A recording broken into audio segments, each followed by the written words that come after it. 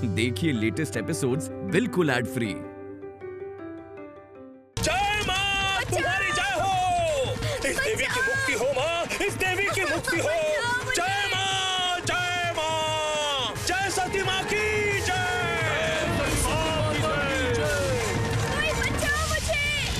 ये क्या कर रहे हैं आप लोग? एक निर्दोष लड़की को जलाकर मार रहे हैं। रोको इस घोर अविश्वासी पापी वंश के संतान को। धर्म के काम में बाधा डाल रहा है, दमन करो इसका।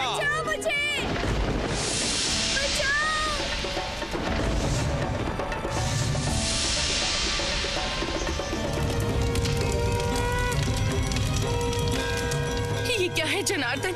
ये क्या सर्वनाश हुआ भगवान? ये क्या सर्वनाश हुआ?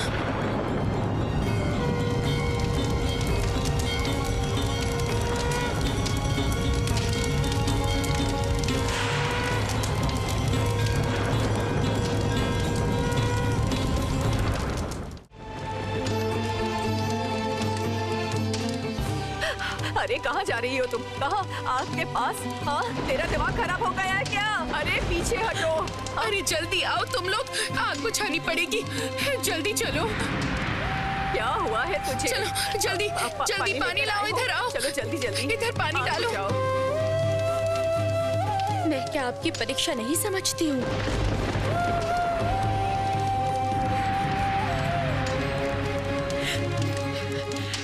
नहीं समझती हूँ मैं आपकी परीक्षा।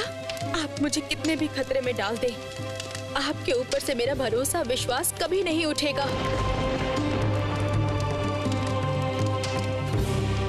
आप आग में जलेंगे और मैं आपको छोड़ के चली जाऊंगी।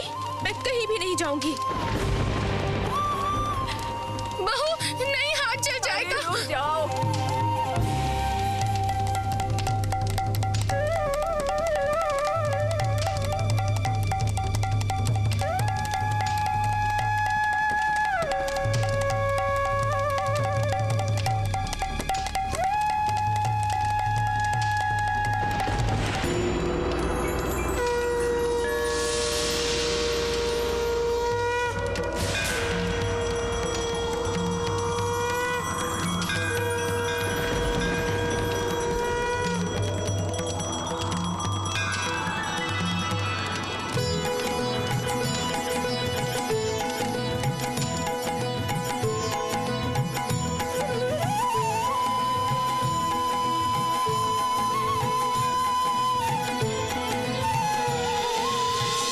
आश्चर्य की बात है, गंगा जल का कलश अपने आप ही उलट गया और इससे आग बुझ गई।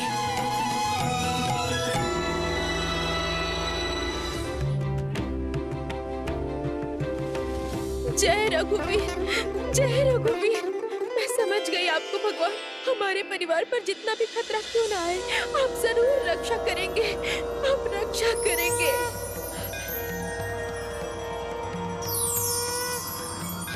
चाची माँ देखो तो, पानी पानी करके चिल्ला रहे थे, लेकिन पानी का कलश पूजा घर में ही था।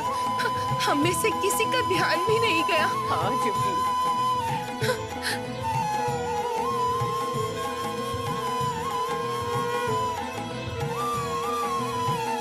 वो जैसे ही आग की तरफ बढ़ी रघुनाथ के लिए, वैसे ही सारा कुछ तूने देखा ना जुगी।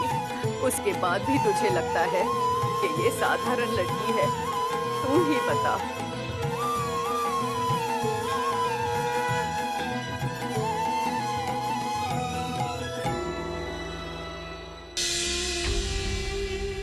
प्रीतराम, अपनी छोटी बहू को समझाओ। उसकी ये करतूतें घर में खतरा ला सकती हैं। घोर अमंगल हो सकता है इस घर में। और इसके अलावा इधर आओ, संभल के ले आओ, ले आओ, ले आओ, इधर रखो।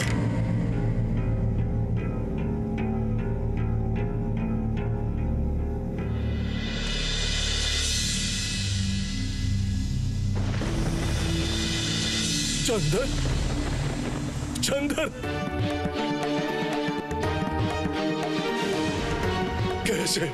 कैसे हुआ ये? अंदर महल में जाके खबर पहुंचाओ। चंदन, चंदन, कराली महाशय, कैसे हुआ ये? किसने किया है? मुझे नाम बताइए, मैं प्रीतराम दास उसे खत्म कर दूंगा। उन्होंने मेरी भलाई देखी, वो मेरी कमजोरी नहीं है। कराली महाशय, मैं किसी को छोड़ूंगा नहीं। कौन है वहाँ? मेरी बंदूक लेकर आओ अभी। प्रीतराम, ऐसे बुरे वक्त में दिमाग ठंडा रखना पड़ेगा।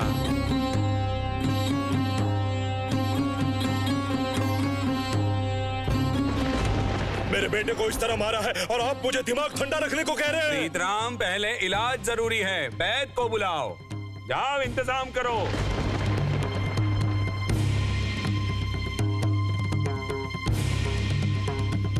इसी वजह से मैंने तुम्हें सावधान किया था। ब्राह्मण बहू का पति मर चुका है, वो यमलोक सिधार गया है।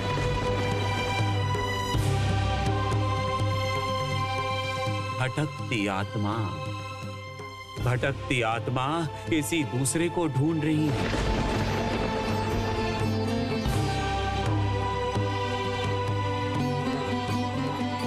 राजचंद्र पर उसका गुस्सा होना स्वाभाविक है।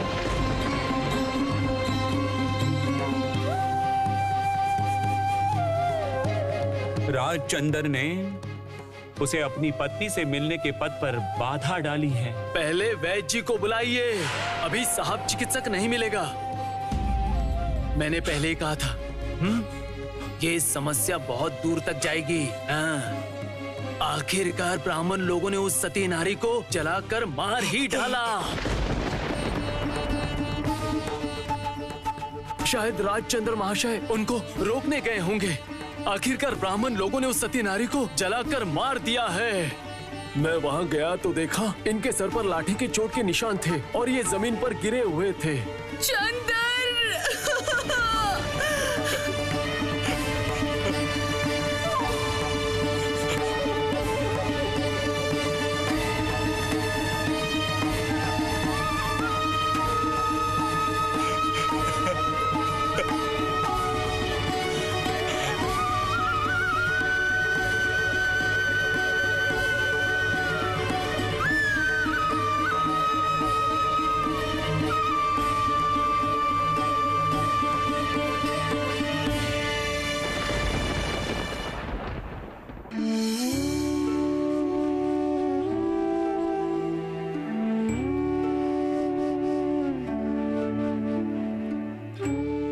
मतलब आग लगा दिया आपने, बताइए तो।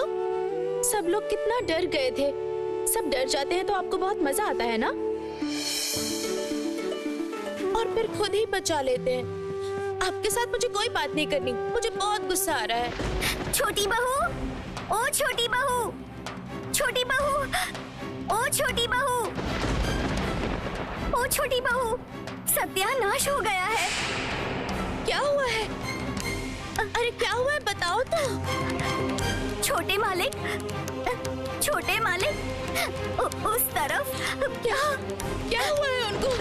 क्या हुआ है, बताओ ना, क्या हुआ है? तुम चलो मेरे साथ, जल्दी चलो। मेरे बताओ तो क्या हुआ है, क्या हुआ है, बताओ ना। अरे ओ पुतू दीदी, बताओ तो क्या हुआ है, मुझे बताओ तो पहले क्या हुआ है।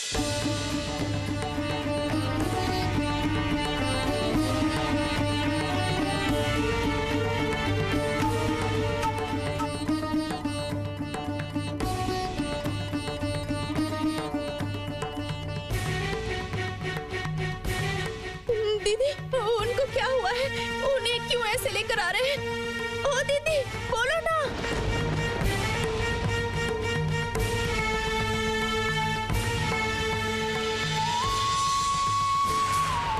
खबरदार, खबरदार अगर आगे बढ़ी तो तेरा साया मेरे नाती के ऊपर पड़ना नहीं चाहिए। चली जा यहाँ से। सती को बचाने चली थी ना, सती को बचाने।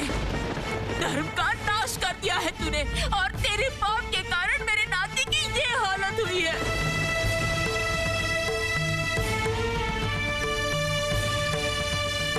चुप कर छोटी, अभी ये सब बात करने की जरूरत है क्या? पहले चंदर को अपने कमरे में लेकर जाओ। हट जा यहाँ से। ले आओ तुम लोग।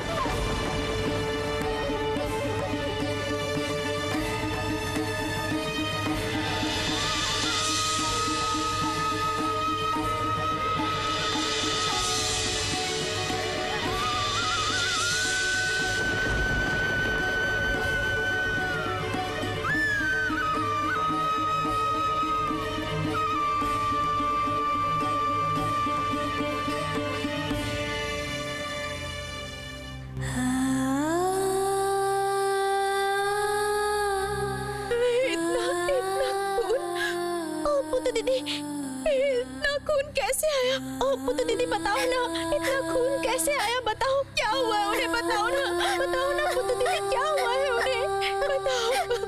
उस ब्राह्मण लड़की को समाज के लोग जलाकर मार रहे थे। ये देखकर छोटे मालिक ने उसे बचाने की कोशिश की, उनको लाठी से मारा है। उस ब्राह्मण लड़की को वो बचा नहीं पाए और छोटे मालिक की ये हालत हो गई। उस ब्राह्मण लड़की को समाज के लोग जलाकर मार रहे थे।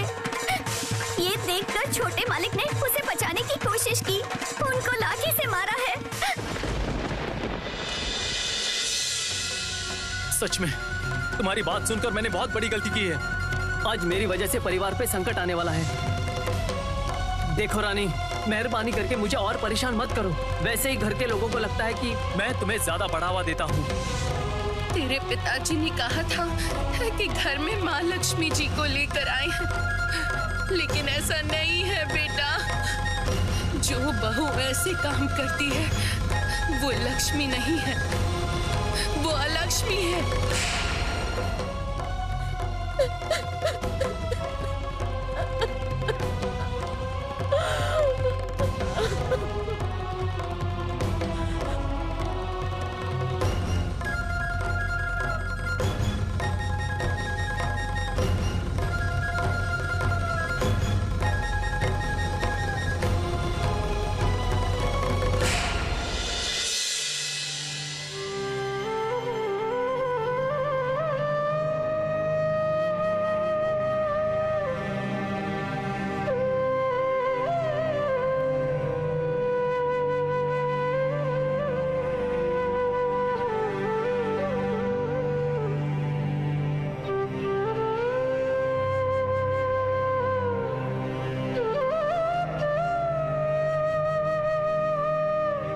धीरे धीरे इनके हाथ पैर ठंडे पड़ते जा रहे हैं।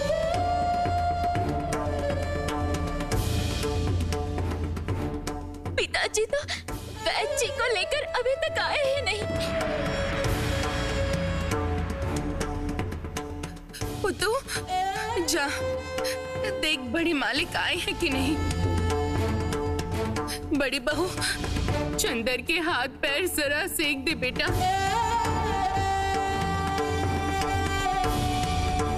पुत्तू, छोटी बहू दिखे तो यहाँ भेज दो।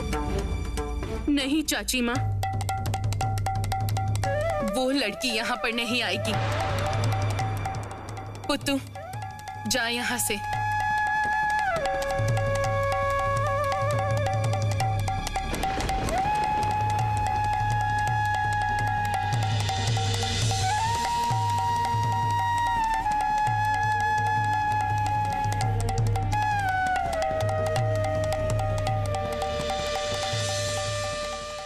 ये क्या है जुगी?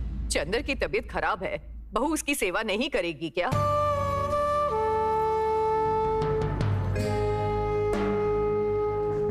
आनंदी, जा तो बुला ला उसे। रुको बड़ी बहू,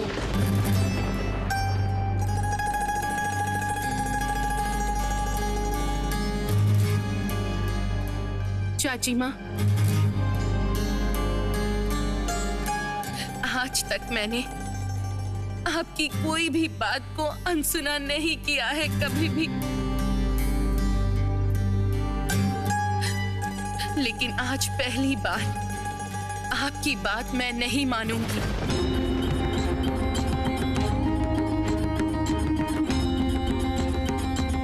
वो लड़की यहाँ पर नहीं आएगी।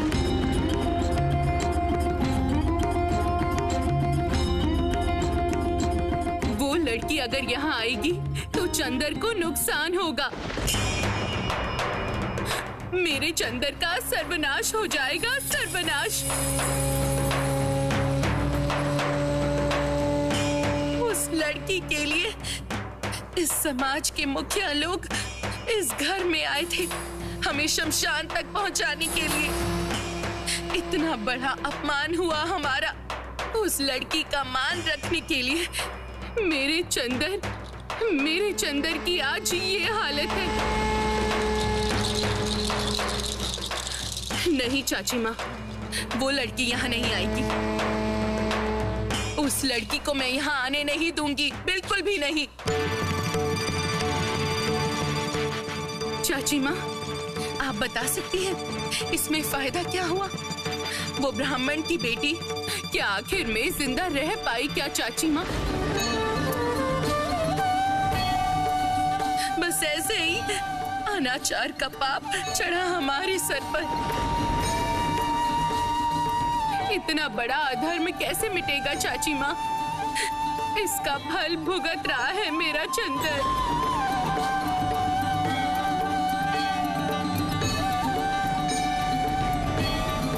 बिना किसी दोष के उस लड़की के लिए ही मेरे चंदर की ये हालत हुई है।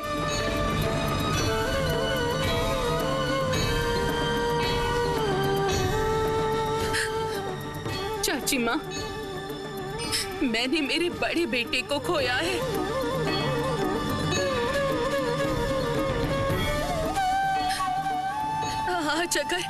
आज मेरे चंदर को कुछ बुरा भला हो जाए तो माँ,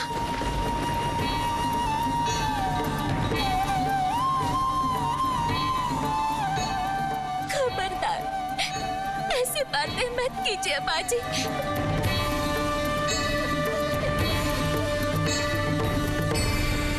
देवर जी को कुछ नहीं होगा।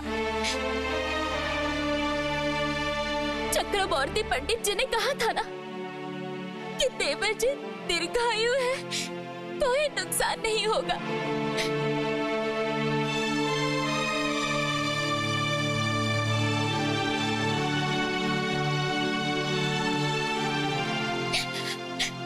भगवान इतने निर्दयी कभी नहीं होंगे, इतने निर्दयी नहीं होंगे।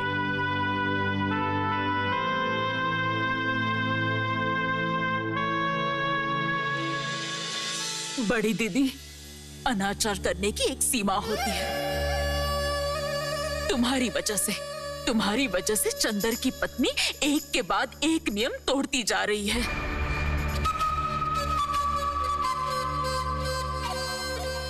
घर में बहू नाच रही है, गाना गा रही है, बिना धुले हुए कपड़े पहनकर रघुनाथ को छू रही है। उसको इन सब के लिए टोकना तो दूर की बात है, उल्टा तुम उसी का साथ दे रहे हो और हम भी उसे कुछ नहीं कह पा रहे हैं। इसका नतीजा देख रही हो ना बड़ी दीदी, क्या हो रहा है इसका नतीजा? भगवान भी इतना पाप सहेंगे नहीं बड़ी दीदी, नहीं सहेंगे। मैं तो सती की बात छोड़ ही दे रही हूँ। ये सब किसकी वजह से हो रहा है बताओ तो बड़ी दीदी, किसके लिए? सिर्फ उस छोटी बहू के लिए ना? आप मेरे चंदर को किसी भी तरह ठीक कर दीजिए वैद्य महाशय। वैद्य महाशय, मेरे चंदर को ठीक कर दीजिए वैद्य महाशय। मैं आपका खरीदा हुआ गुलाम बनकर रहूंगा। मेरे पास जो कुछ भी है, इस प्रीतराम दास के पास जो कुछ भी है, सब आपको दे दूंगा। मेरा बेटा, मेरी एकमात्र संतान वैद्य महाशय।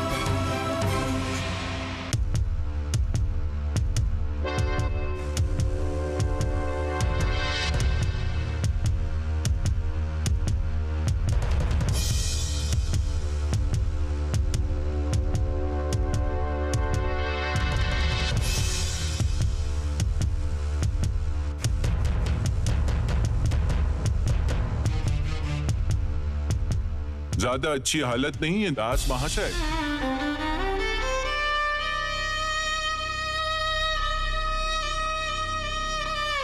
लक्षण बहुत खतरनाक है।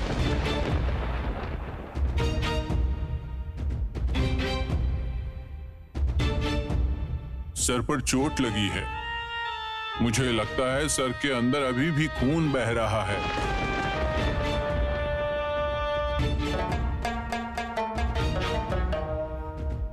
इसका मतलब क्या है वैद्य जी?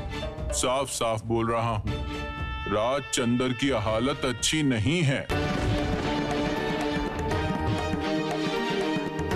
आज रात गुजरने तक कुछ भी कहा नहीं जा सकता है।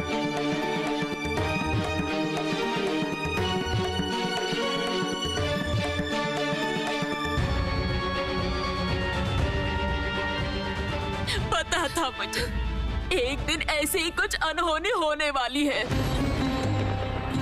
मैंने बार बार कहा था जुग्गी कि इस बहू को घर में मत ला, घर में मत ला। मेरी बात तुम लोगों ने सुनी ही नहीं। तुम लोगों ने उस लड़की की कुंडली क्या देखी, एकदम से सब राजी हो गए।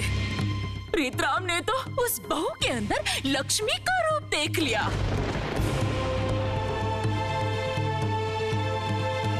ये कैसी लक्ष्मी घर में लाए हो प्रीतराम, कैसी लक्ष्मी?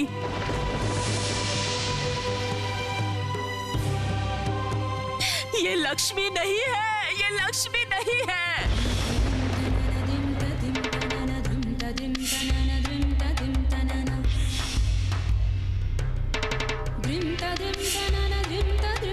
ये लक्ष्मी नहीं है।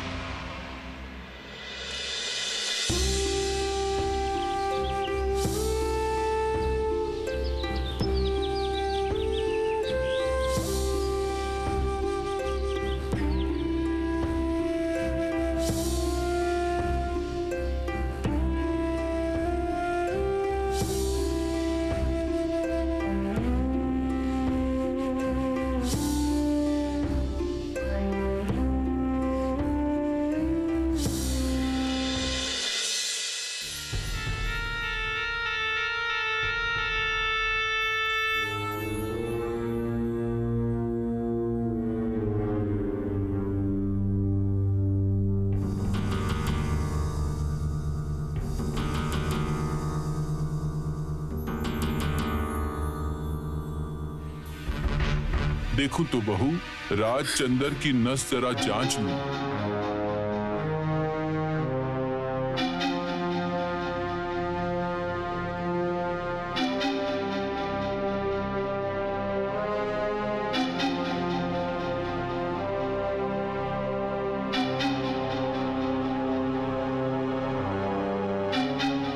दास महाशय, आप जरा इस तरफ आइए।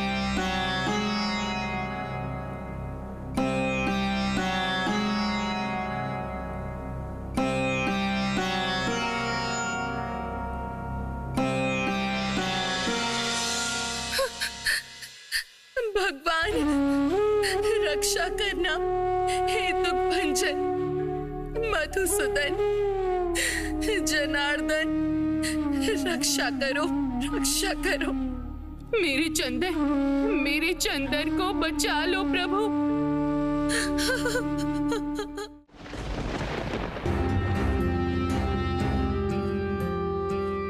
दास महाशय, लक्षण ठीक नहीं लग रहे हैं, हालत बिगड़ती जा रही है।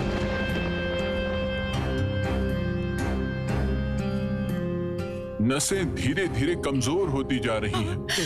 तो फिर क्या होगा वैद्य महाशय? आप कुछ कीजिए ना। मुझे माफ कर दीजिए दास महाशय, जितनी कोशिश कर सकता था मैंने की। अब मेरे करने लायक कुछ नहीं है, लेकिन जब तक सांस है तब तक आस है। आप किसी चिकित्सक साहब को दिखाना चाहते हैं तो दिखा सकते हैं। वैद्य जी, इस तरह उम्मीद मत छोड़िएगा, उम्मीद मत छोड़िएगा। चाची माँ क्या हुआ है? वैद्य महाशय क्या बोल रहे हैं? क्या हुआ है? ओ प्रीतराम, क्या होगा अब? क्या कहोगे तुम? बोलो, क्या कहोगे? अरे जुग्गी, हमारा तो सत्यानाश हो चुका है।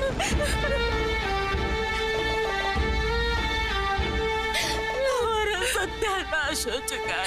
नहीं माँ। तो फिर मैं अंग्रेज चिकित्सक को बुलाऊंगा। इतनी आसानी से मैं उम्मीद नहीं छोड़ूंगा। अब वही कुछ कर सकता है।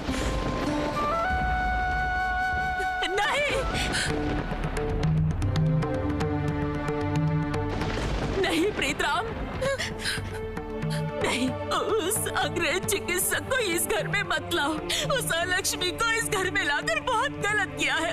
अब और कोई खतरा लेकर मत आओ इस घर में। बड़े नाती के साथ क्या हुआ था याद है ना तुम्हें? नहीं नहीं, जुग्गी जुग्गी जुग्गी, चल बेटी, हम लोग पंडित जी के घर चलते हैं। वहाँ एक प्रसिद्ध मंदिर है, हम लोग वहाँ जाकर पड़े रहेंगे। चलो यहाँ से, चलो। वहाँ पड़े रहने से क्या होगा? चिकित्सा करनी पड़ेगी। ये वैद्य जी ने जब हार मान ली है, वही चिकित्सक भरोसे लायक है। उनकी चिकित्सा पद्धति अलग है। मेरे बेटे को बचा सकता है वो। शांत हो जाओ, शांत हो जाओ। भगवान हमारी परीक्षा ले रहे हैं। फैसला लेने से पहले अपने ससुर जी से विचार विमर्श करो। वो जो फैसला लेंगे वही होगा।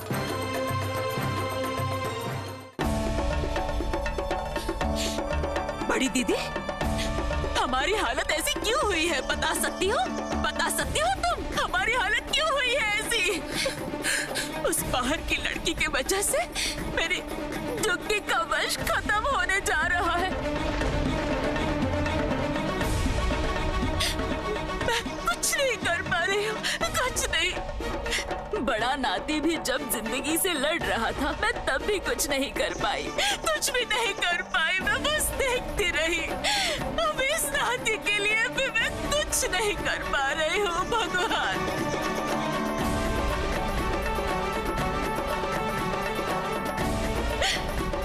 मेरा नाती, हे जनार्दन, रक्षा करो भगवान, रक्षा करो।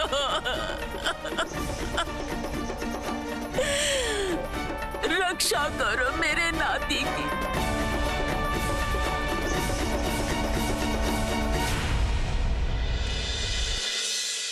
ये सब क्या हो रहा है? क्या चल रहा है पुत्तू? हाँ, मैं तो इस घर में इतने दिनों से रह रही हूँ, ऐसा मैंने कभी नहीं देखा है। उस ब्राह्मण बहू को इस घर में शरण देकर आखिर में हमें फल क्या मिला? तुम जो भी कहो कहो ना पुत्तू। मैं कह रही हूँ, ये जो छोटी बहू आई है ना, ये किसी भी तरह से छोटे माले के लायक नहीं। हाँ, पहले की बहुओं ने अपनी जिंदगी दे दी, लेकिन हमारे छोटे मालिक को कुछ नहीं होने दिया। लेकिन ये छोटी बहू इस घर में आते ही छोटे मालिक का सारी रात यही पड़ी थी क्या? सत्यानाश हो गया, सत्यानाश हो गया। घर की बहू सारी रात घर के आंगन में पड़ी थी। अगर लोगों को पता चल गया तो क्या समझेंगे? छोटी बहू, ओ छोटी बहू, क्या हुआ है? हाँ, इस तरह से यहाँ क्यों बैठी हो? ओ छोटी बहू,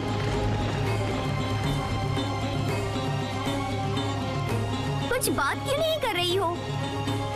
छोटी बहू,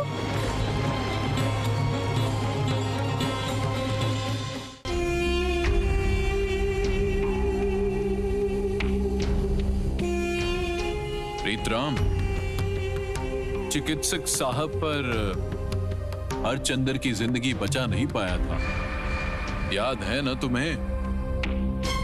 हाँ, मुझे ये बात बिल्कुल याद है। प्रीतराम दास अपने सारी शक्ति, सारे पैसों का उपयोग करके अपने बड़े बेटे की जान नहीं बचा पाया था। लेकिन ससुर महाशय, एक पिता ने अपने बेटे की जिंदगी बचाने की कोशिश तो की थी। आज जब राजचंद्र की जिंदगी में संकट आया है, वैद्य जी ने भी हार मान ली है। ऐसे हालात में क्या मैं कोशिश भी ना करूं? ऐसी बात मत करो, ऐसी बात मत करो प्रीतराम। राजचंद्र को कुछ नहीं होगा। मैंने उसकी कुंडली पढ़कर देखी है। उसकी आयु कम नहीं है, लेकिन ऐसी घटना क्यों घटी?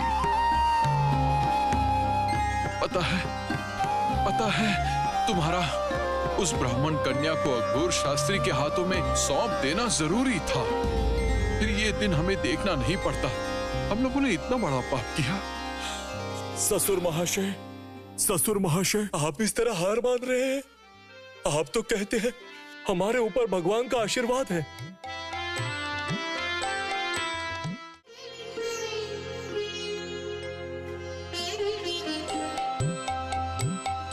राधे कृष्ण राधे कृष्ण राधे कृष्ण राधे बोलो राधे कृष्ण राधे कृष्ण राधे कृष्ण राधे राधे कृष्ण राधे कृष्ण राधे कृष्ण राधे बोलो राधे कृष्ण राधे कृष्ण राधे कृष्ण राधे।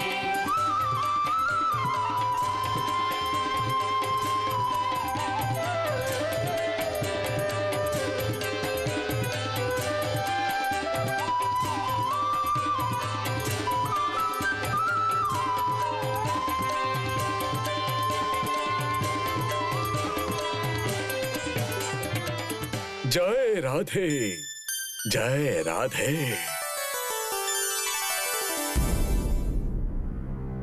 चावल अनाज कुछ मिलेगा?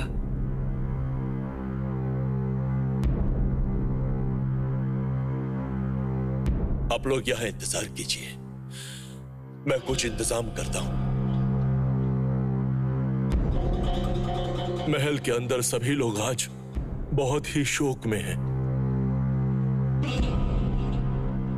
इसीलिए बंसी। जी जी बड़े मालिक। अंदर महल में जाओ, इनके लिए कुछ चावल अनाज की व्यवस्था करो। जी मालिक।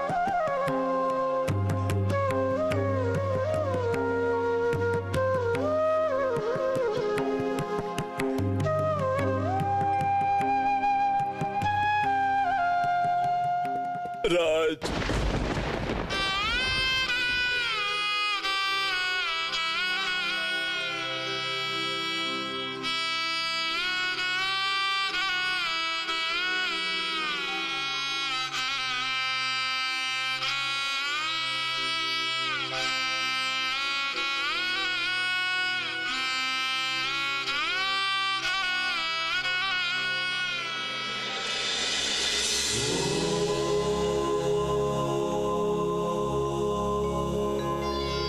छोटी बहू, ओ छोटी बहू, मैं कह रही थी ऐसे आंगन में मत बैठो, चलो तो।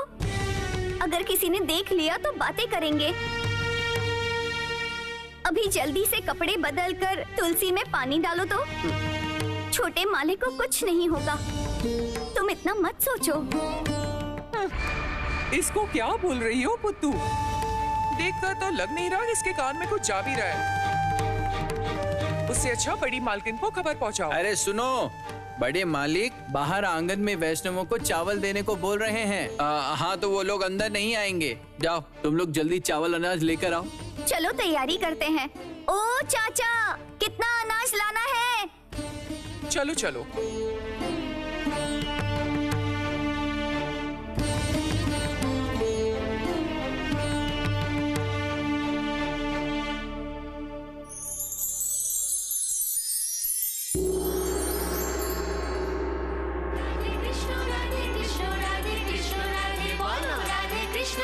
कृष्ण राधे कृष्ण राधे राधे कृष्ण राधे कृष्ण राधे कृष्ण राधे बोलो राधे कृष्ण राधे कृष्ण राधे कृष्ण राधे।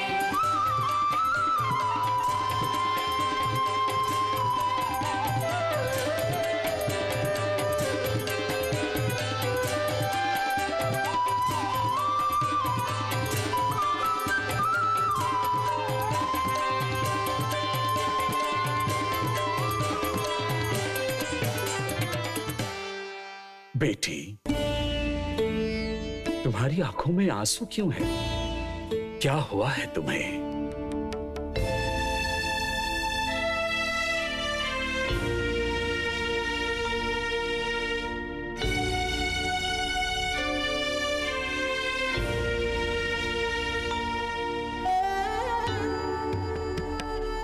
बेटी, क्या कभी कलाचंद उनके गोपियों की आंखों में पानी बर्दाश्त कर सकते हैं? वो खुद ही भाग कर आ जाते हैं। तुम तो रघुवीर की भक्त हो, कलाचंद की गोपी हो। आंखों से आंसू क्यों बहा रही हो फिर? जाओ बेटी जाओ, चावल अनाज लेकर आओ। तुम्हारी सारी दिक्कतें दूर हो जाएंगी।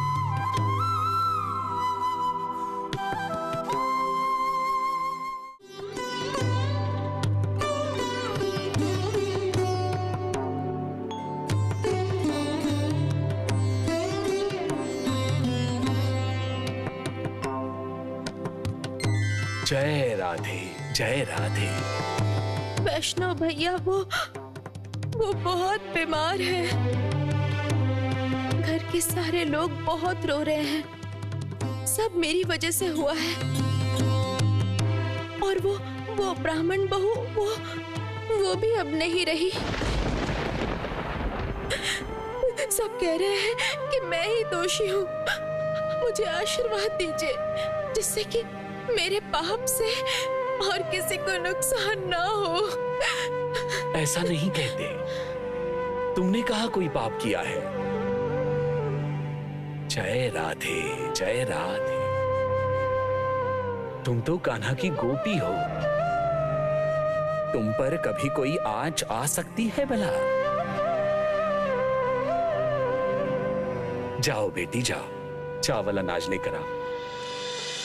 तुम्हारे सारे दुख दूर हो जाएंगे।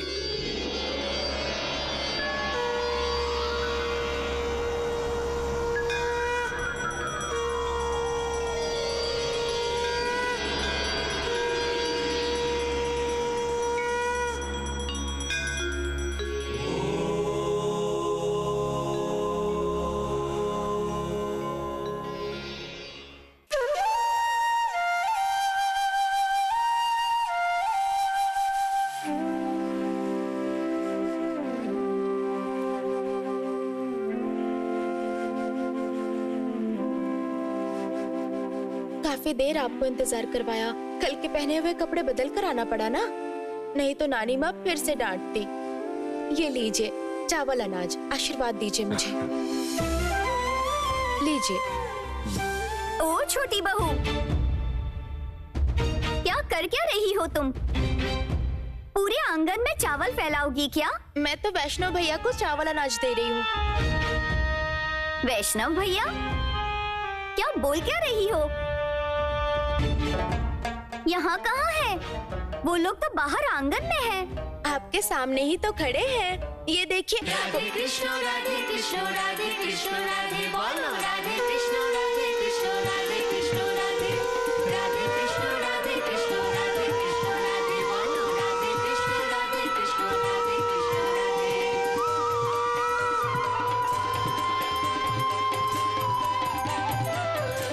वैष्णव भैया, ओ वैष्णव भैया, कहाँ चले गए आप? ओ वैष्णव भैया, आप तो यहीं पर थे ना? ओ वैष्णव भैया, कहाँ चले गए आप? कहाँ चले गए? यहीं पर तो थे आप, कहाँ चले गए?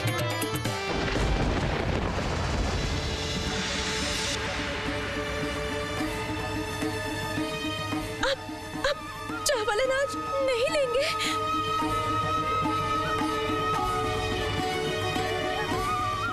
मुझे आशीर्वाद नहीं देंगे? वो स्वस्थ तो हो जाएंगे ना?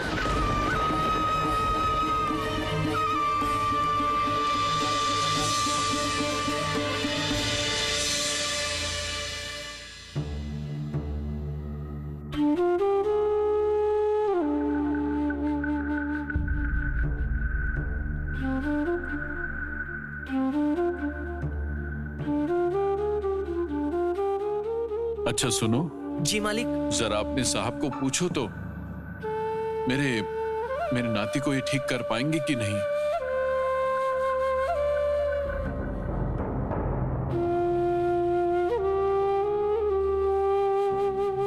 मालिक साहब कह रहे हैं कि बिना मरीज को देखे वो कुछ नहीं बता सकते हैं। मरीज की जांच के बाद ही बता पाएंगे। प्रीतराम, तुम बड़ी बहू से कहो वो जुगी और बाकी सभी को लेकर कमरे से निकल जाए।